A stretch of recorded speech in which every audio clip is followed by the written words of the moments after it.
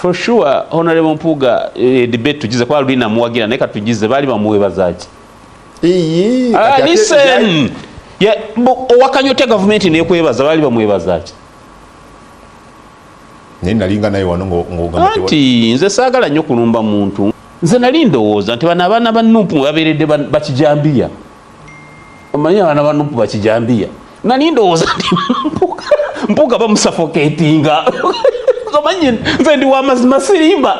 Nga ndowooza nti bano ba Mpuga buno obusajja bukijambiya bukkavule bubasuffocatinga. Tugamba no bambi oba basuffocatinga tukolenga bwe twali nge South Africa batandike frontier yaabwe.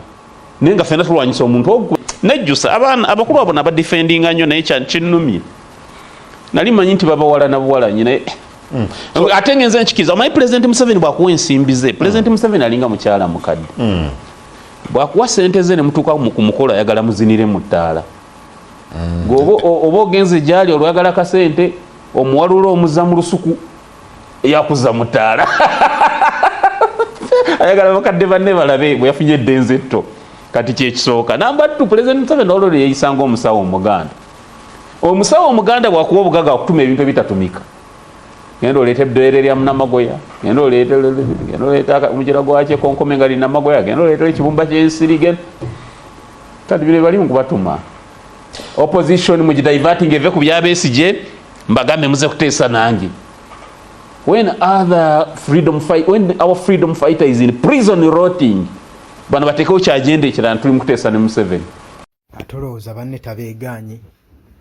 Ffe twabagamba mujja kwegaana mpola mpola mazima mujja genda mugalaba mpola mpola omugera mutigisa ebyo ebitiibwa byammwe n'okwagala okuba omuntu olina kumwetaaga kumanyi oba ne munno ng'omanyi yatera okusaka yalina oluseke olufumita eri n'asikayo n'anyuunyuuta oba olina okuba ng'omwagaza kasuusuuto ke baagaza mulekwa mulumbe oba okitegeera saa yonna aba alina kubaako ne byasikira ati gwe Solomuzi ali ku pembeni kino tugakikwasaganya bwe tutyo kati bwebwe obuganzi oba okwagala mulekwa mulumbe kaakati noono waabadde ne Bampuuga Balubega Mukaaku Obedi Bwanika kati amazima gamaze ne gooleka kati atandise okuba nga avaamu banne.